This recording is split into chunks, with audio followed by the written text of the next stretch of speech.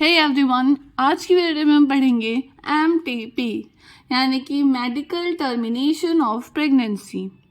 तो जैसा कि नाम से इसमें पता चल रहा है कि यहाँ पे टर्मिनेट किया जा रहा है प्रेगनेंसी को, यानी प्रेगनेंसी को हम ख़त्म कर रहे हैं। कैसे? मेडिकल की हेल्प से। यानी इसको हम इंड्यूस्ड अबॉर्शन भी कहते हैं। एक होता है नेचुरल अबॉर्शन जो कि नेचुरली किसी भी वजह से हो सकता है, और एक होता है इंड्यूस जिसको हमने जानबूझ के अबॉर्ट करवाया। तो इसी को हम बोलते हैं एमटीपी। यानी कि प्रेगनेंसी के टाइम पर अगर हम इंटेंशनली या फिर खुद की मर्जी से एमटीपी करवा रहे हैं यानी अबॉर्शन करवा रहे हैं, तो उस चीज़ को हम बोलते हैं एमटीपी यानी मेडिकल टर्मिनेशन ऑफ प्रेगनेंसी। और ये जो एमटीपी है, ये दुनिया में जितनी भी प्रेगनेंसी होती है उसका 1/5 पार्ट जो होता है वो लोग अबॉर्ट करवा देते हैं। यानी 40 से 50 मिलियन एमटीपी हर साल की जाती है। इस डेटा के अकॉर्डिंग लगभग 250 मिलियन प्रेगनेंसी हर साल होती है, जिसमें से 45 से 50 मिलियन ये जो लोग हैं वो एमटीपी करवा देते हैं, अबॉर्शन करवा देते हैं। गवर्नमेंट ऑफ इंडिया ने 1971 में एमटीपी को लीगल कर दिया, लेकिन कुछ स्ट्रिक्ट कंडीशन के साथ, ताकि लोग इसका मिसयूज ना कर पाए। क्योंकि लोग जनरली जेंडर का पता लगा के और फिर फीमेल चाइल्ड होती थी तो एमटीपी करवा देते हैं। तो इस चीज़ को रोकने के लिए, कन्या भ्रूण हत्या जिसको हम बोलते हैं, फीमेल फोर्टिसाइड्स को रोकने के लिए उन्होंने कुछ स्ट्रिक्ट कंडीशन के साथ एमटीपी अलाउ किया। जैसे अगर उस प्रेगनेंसी से मदर या फिर फीटस को प्रॉब्लम है, यानी कि उनकी जान के लिए खतरा है, या फिर वो जो प्रेगनेंसी है वो किसी क्राइम की वजह से, जैसे रेप केसेस की वजह से है, या फिर वो प्रेगनेंसी अनवांटेड है किसी भी रीजन की वजह से, तो उस कंडीशन में एमटीपी करवाई जा सकती है। अब सवाल आता है कि एमटीपी की ज़रूरत ही क्या है? तो इसका सीधा सा कारण यही है कि अगर किसी ने अनप्रोटेक्टेड इंटरकोर्स किया है, यानी वो प्रोटेक्शन लेना भूल गया है, या फिर प्रोटेक्शन यूज़ किया है, कॉन्ट्रासेप्टिव यूज़ किए हैं बट स्टिल प्रेगनेंसी हो गई है, या फिर रेप केसेस में, तो इन सब केसेस में यूज़ कर एमटीपी की ज़रूरत होती है। इसके अलावा प्रेगनेंसी के टाइम पर अगर वो बच्चा माँ के लिए खतरा है या उसकी खुद की जान को खतरा है, तो भी उस कंडीशन में भी एमटीपी करवाई जा सकती है। इस टाइम पे ज़रूरत होती है एमटीपी की।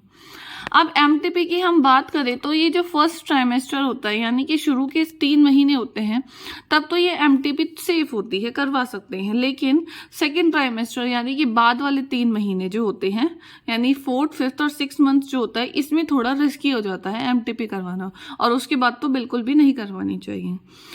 इंडिया में ज़्यादातर क्या होता है, ये अनक्वालिफाइड डॉक्टर्स ये करते हैं, और उनको डॉक्टर्स भी नहीं बोल सकते हम, विदाउट डिग्री के या फिर विदाउट, जिनको हम झोला छाप बोलते हैं, वो लोग एमटीपी परफॉर्म कर देते हैं, जो कि माँ और बच्चे दोनों की जान के लिए खतरा हो सकता है। इसलिए एमटीपी हमें नहीं करवानी चाहिए। इसीलिए भी गवर्नमेंट ने एमटीपी को काफ़ी रिस्ट्रिक्शन के साथ लागू किया हुआ है। अब कई बार क्वेश्चन आता है कि एमटीपी का लोग किस तरीके से मिसयूज़ करते हैं।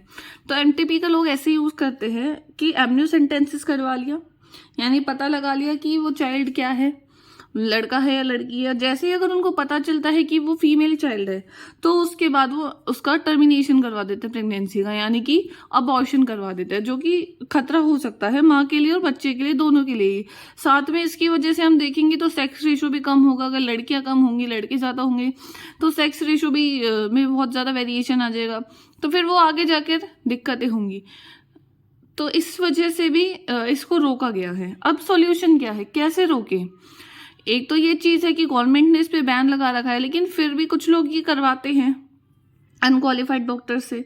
तो तब क्या करें? तो ये चीज़ कर सकते हैं, हम काउंसलिंग करें उन लोगों की जो एमटीपी करवाते हैं या जो लड़की की वजह से उसको अबॉर्ट करवा रहे हैं। तो हम उसको लोगों को काउंसलिंग करें कि ये कितना रिस्की हो सकता है माँ के लिए भी, बच्चे के लिए भी। साथ में उनको हम प्रोटेक्शन के बारे में और बताएं कि कैसे आप कॉन्ट्रासेप्टिव्स यूज़ कर सकते हो, और हेल्थ केयर फैसिलिटीज़ को भी हम बढ़ा सकते हैं, तो भी वो सुधर सकती है स्थिति। तो ये सारे तरीके हैं जिससे हम कुछ हद तक इसको कम कर सकते हैं एमटीपी को।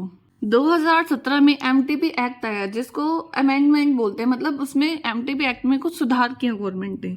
तो गवर्नमेंट ने क्या बोला कि फर्स्ट ट्राइमेस्टर के अंदर अगर आपको एमटीपी करवानी है तो उसके लिए एक मेडिकल प्रैक्टिशनर यानी एक डॉक्टर की ओपिनियन की ज़रूरत पड़ेगी। कब? 3 महीने तक। लेकिन अगर आपको उसके बाद वाले 3 महीने यानी 4th, 5th और 6th महीने के में एमटीपी करवानी है तो कम से कम 2 रजिस्टर्ड मेडिकल प्रैक्टिशनर की ज़रूरत पड़ेगी, उनके ओपिनियन की, तब जाकर ही एमटीपी करवा सकते हैं। और वो भी कब परमिशन देंगे, डॉक्टर्स भी कब लिख कर देंगे? जब ये सारी कंडीशन फुलफिल हो रही हो। क्या? कि एक तो उस प्रेगनेंसी की वजह से लाइफ को रिस्क हो, लाइफ की किसको? मदर की लाइफ को और होने वाले प्रोजेनी की लाइफ को, दोनों की लाइफ को अगर रिस्क हो तो ये अबॉर्ट किया जा सकता है, यानी कि एमटीपी करवाई जा सकती है। इसके अलावा फिजिकल और मेंटल हेल्थ कोई इंजरी हो तब भी ये चीज़ करवाई जा सकती है। इसके अलावा जो होने वाला बच्चा है, अगर उसको किसी तरीके की बीमारी है, ऐसी मतलब बहुत ही सीवियर डिजीज है जो कि ठीक नहीं हो सकती, अगर वो पैदा भी हुआ तो उसको बहुत प्रॉब्लम आएगी जीने में, तो उस टाइम पे हम ये करवा सकते हैं। जैसे कि मान लो बहुत ज़्यादा सीरियसली हैंडीकैप्ड है तो वो सर्वाइव करने में भी उसको प्रॉब्लम आएगी, तो ये अच्छा है कि उस टाइम एमटीपी करवा दे।